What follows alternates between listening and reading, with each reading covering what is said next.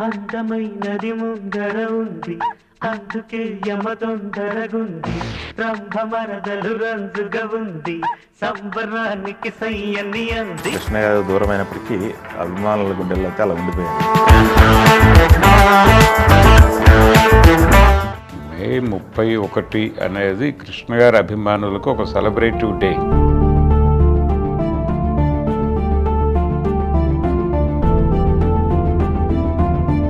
వచ్చి ఆయనతో కూర్చుని మాట్లాడి ఆ కేక్ కట్ చేసి ఆ భోజనాలు ఆ వ్యవహారం విజయ నిర్మల్ గారు ఉన్నంతకాలం నడిచింది. అది అభిమానులకి అభిమానుల అభిప్రాయాలకి అంత విలువనిచ్చినటువంటి హీరో ఆయన.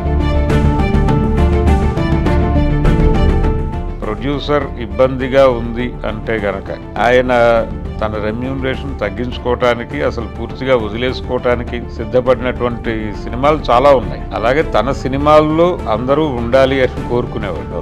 ఆయన నాగేశ్వరరావు గారితో తన బ్యానర్లో సినిమా తీశాడు, రామారావు గారితో తన బ్యానర్లో సినిమా తీశాడు. అంటే ఏ సినిమా ఎక్కడ ఎంత పే చేస్తుంది, ఏ ఏరియా ఆడియన్స్ ఏ తరహా కంటెంట్కి కనెక్ట్ అవుతారు, ఇలాంటి స్టడీ ఉండేది ఆయన, మార్కెట్ స్టడీ.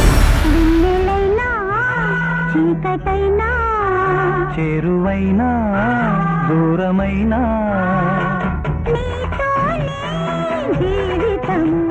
భరద్వాజ్ గారు, కృష్ణ గారి జయంతి, కృష్ణ గారు దూరమైనప్పటికీ అభిమానుల గుండెల్లో అయితే అలా ఉండిపోయారు. అవును, ఆయన ఒక ఎర అంటారు కదా.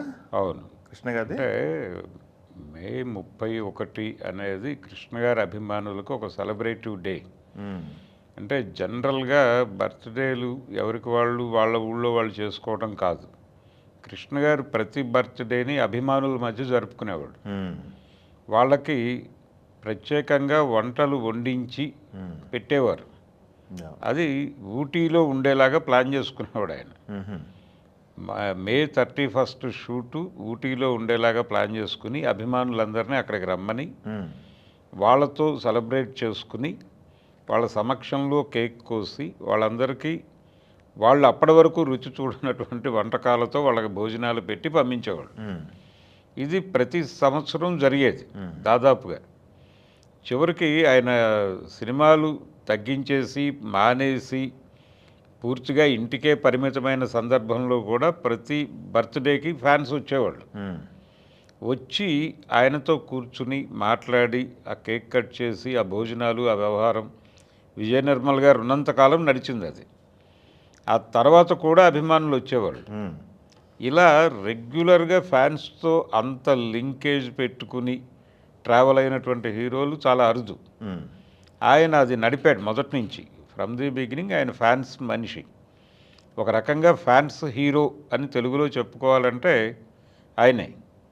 అభిమానులకి అభిమానుల అభిప్రాయాలకి అంత విలువనిచ్చినటువంటి హీరో ఆయన.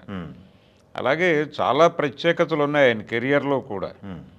తెలుగు సినిమాకి సంబంధించి కృష్ణ గారు చేసినన్ని మల్టీ స్టారర్లు ఎవరు చేయలేదు అని నిర్మోహమాటంగా చెప్పుకోవచ్చు. ఓకే. ఆయన తన ముందు జనరేషన్ హీరోలతో సినిమాలు చేశారు కలిసి.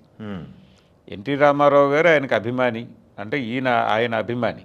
రామారావు గారి అభిమాని కృష్ణ గారు అభిమాని.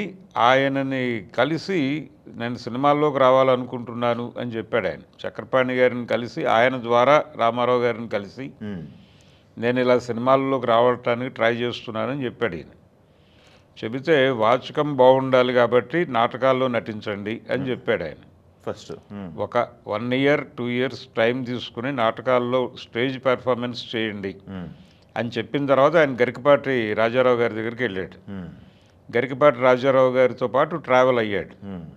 ఆయన నాటకాల సందర్భంగానే అక్కడ మేకప్ చేస్తున్న మాధవరావుతో చివరి వరకు ట్రావెల్ ఉంది ఆయన. గరికపాటి గారి కాంపౌండ్లో పరిచయం అయిన నాటకాల్లో. అక్కడ నుంచి సినిమాల్లో టోటల్గా ఆయనతోనే ఉన్నాడు ఈయన ట్రావెల్ అంతా. అంత బాండింగ్ ఉంటుంది ఎవరితోనైనా సరే. ఒక వ్యక్తి పరిచయం అయితే వాళ్ళు వెళ్ళిపోయే వరకు కృష్ణ గారితో ఉండటమే. అది చంద్రశేఖర్ రెడ్డి గారు కావచ్చు, డైరెక్టర్గా కేఎస్ఆర్ దాస్ గారు కావచ్చు, ఎవరైనా సరే, మోదుకూరు జాన్సన్ గారు కావచ్చు, ఆ రెస్పాన్సిబిలిటీ తీసుకునేవాడు ఆయన. అలాగే తన సినిమాలకు పనిచేసిన టెక్నీషియన్స్ పట్ల కూడా విపరీతమైనటువంటి ఆప్యాయతతో ఉండేవాడు. ఒక ఫన్నీ ఇన్సిడెంట్, మహాకవి శ్రీశ్రీ గారు అల్లూరి సీతారామరాజులో తెలుగు వీరులు ఎవరా అనే పాట రాశాడు. ఆయన రెగ్యులర్గా కృష్ణ గారి సినిమాలకు రాసేవాడు. ఓకే. కృష్ణ గారి పట్ల ఒక ప్రత్యేక అభిమానం ఉండేది ఆయనకి. ఈ తెలుగు వీరులు ఎవరా సినిమాకి జాతీయ స్థాయిలో ఉత్తమ గీతంగా పురస్కారం వచ్చింది ఆయనకి, గేయ రచయితగా. ఆ పురస్కారాన్ని ఆయన ప్లడ్జ్ చేశాడు, చేసి లోన్ తీసుకున్నాడు. అది తెలిసి కృష్ణ గారు అది బయటకు తీసుకొచ్చి, ఫర్దర్గా మీకు ఎప్పుడు ఏ అవసరం వచ్చినా కృష్ణ అనేవాడు ఒకడు ఉన్నాడని గుర్తుపెట్టుకోండి అని చెప్పాడు. చివరి వరకు అలాగే నిలబడ్డాడు ఆయన. ఓకే. అలాంటి ధోరణి. అలాగే తన ముందు జనరేషన్ హీరోలు, రామారావు గారితో యాక్ట్ చేశాడు ఆయన, నాగేశ్వరరావు గారితో యాక్ట్ చేశాడు. నాగేశ్వరరావు గారితో మధ్యలో చిన్న రిఫ్ట్ వచ్చినప్పటికీ కలిసి నటించాడు. దేవదాసు టైంలో చిన్న గ్యాప్ వచ్చింది వాళ్ళ మధ్య. ఓకే.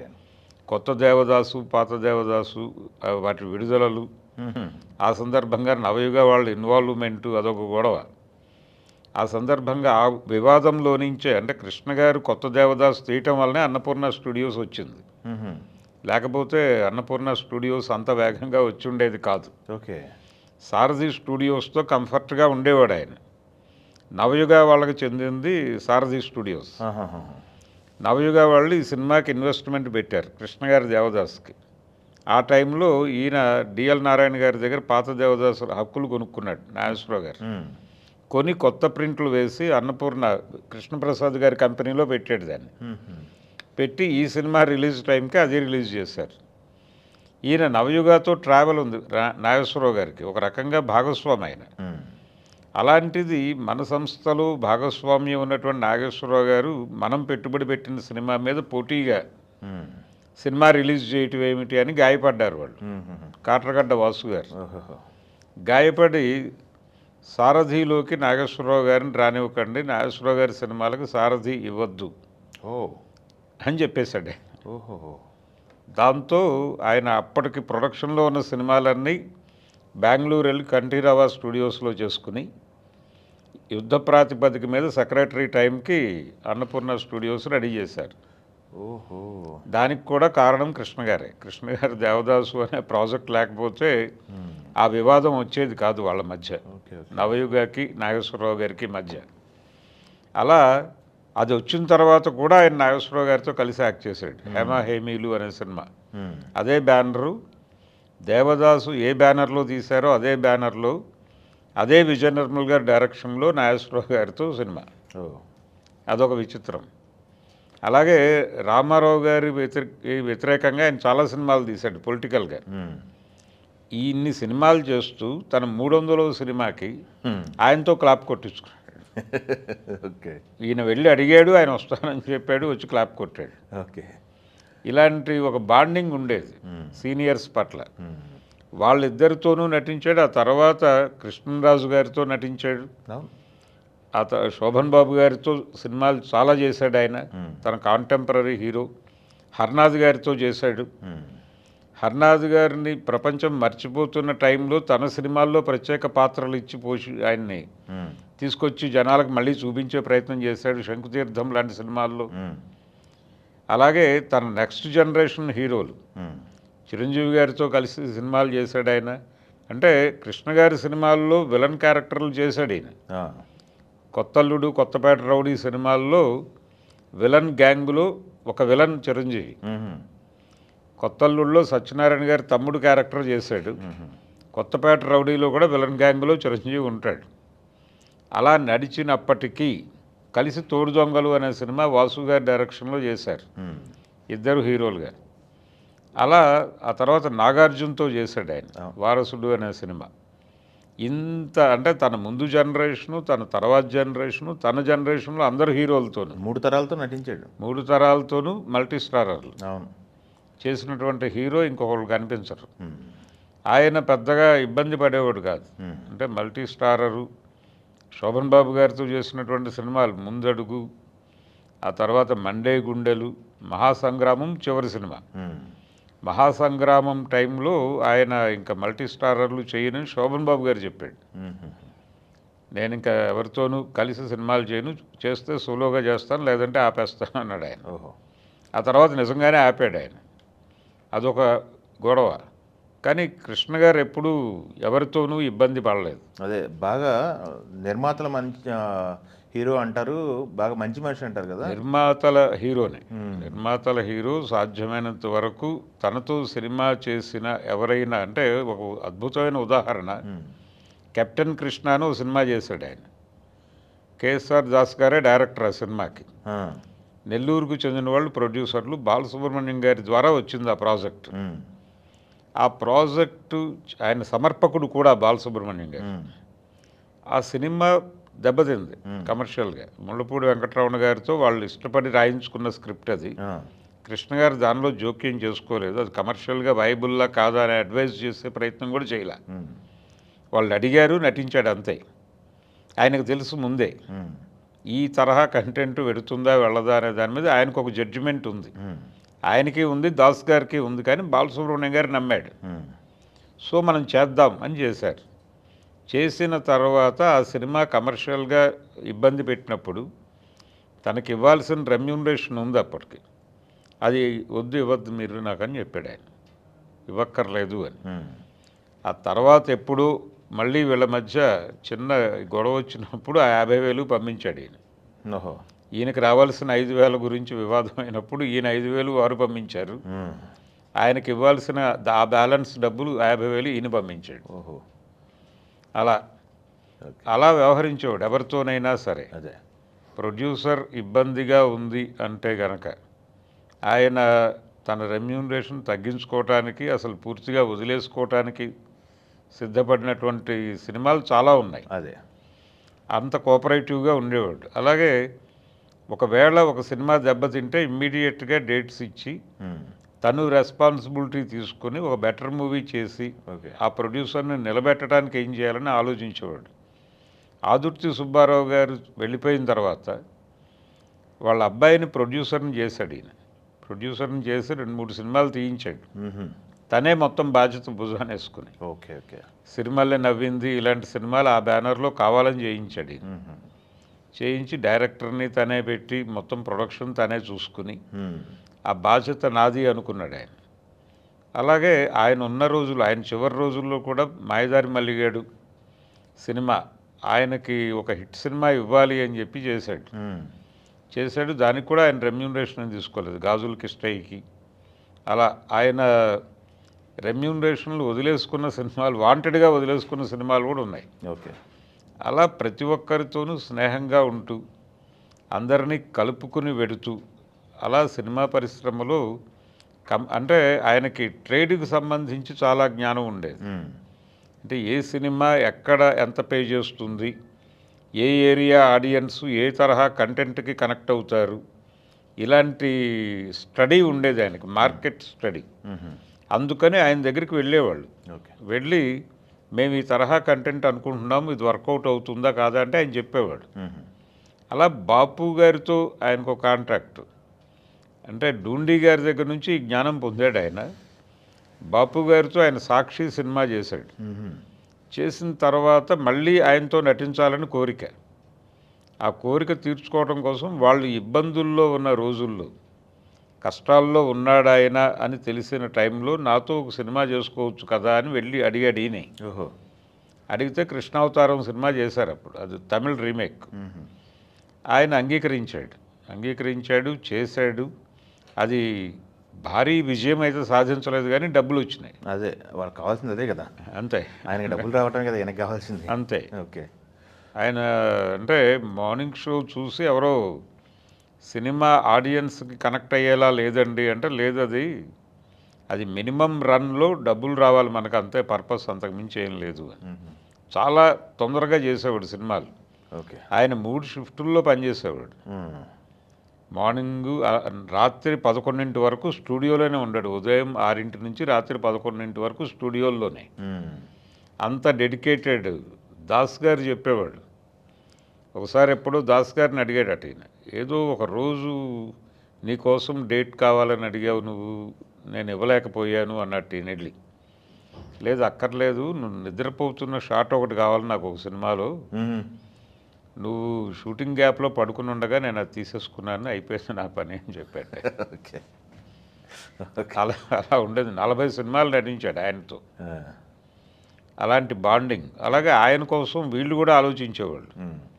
ఆయన సీతారామరాజు సినిమా చేసేటప్పుడు రామచంద్రరావు గారినే డైరెక్టర్గా పెట్టుకోవాలి అనుకున్నాడు. అంటే దేవుడు చేసిన మనుషులు లాంటి హిట్ ఇచ్చిన డైరెక్టర్ ఆయన. ఆయన హెల్త్ బాగాలేదు అప్పుడు. అయినప్పటికీ రామచంద్రరావు గారినే డైరెక్టర్గా పెట్టుకున్నాడు. ఫస్ట్ షెడ్యూల్ అయిపోగానే ఆయన పూర్తిగా బెడ్ మీదకి వెళ్ళిపోయాడు.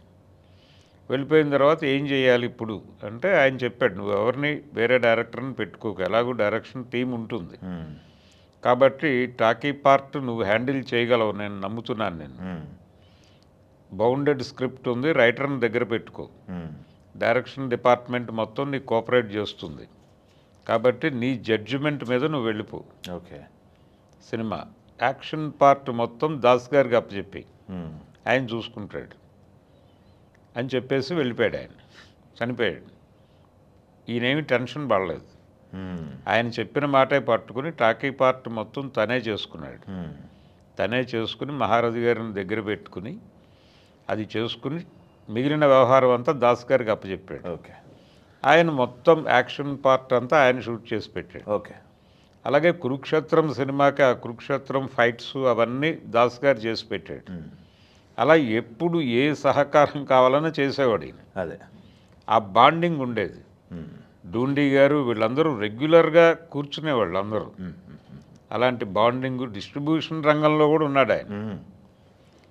అలాగే దాసరి గారికి ఒక ప్రాబ్లం, ఒకసారి కృష్ణరాజు గారితో ఒక సబ్జెక్ట్ బండోడు గుండమ్మకి సంబంధించి సబ్జెక్ట్లో కరెక్షను, అది చిన్న క్రియేటివ్ డిఫరెన్స్, ఆయన ఏదో మార్చమన్నాడు, ఈయన కుదరదన్నాడు.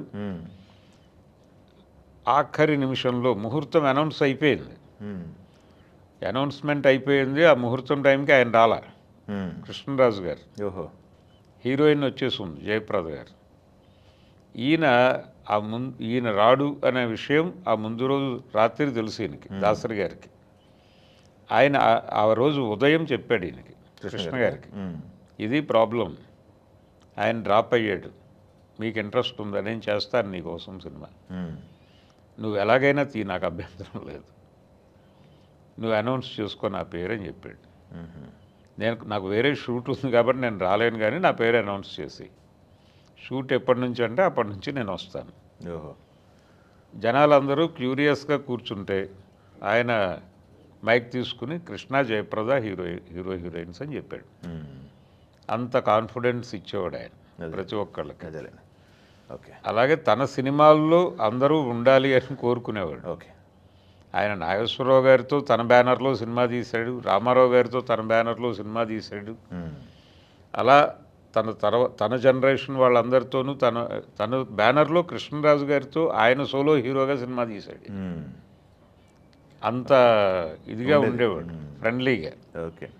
అందుకని ఆయన వెళ్ళిపోవటం అనేది సినిమా పరిశ్రమకి రకరకాలుగా నష్టం. ట్రేడ్ మీద, క్రాఫ్ట్ మీద అంత కమాండ్ ఉన్నటువంటి హీరో తక్కువ. అది ఆయనకి మాత్రమే సాధ్యం. ఓకే అండి, థ్యాంక్ యూ.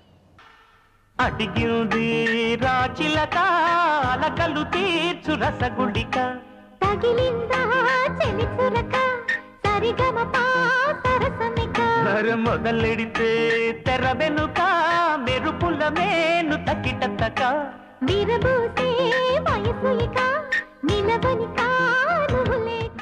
ఝన్ ఝన్ ఝన్ తెలుగు వన్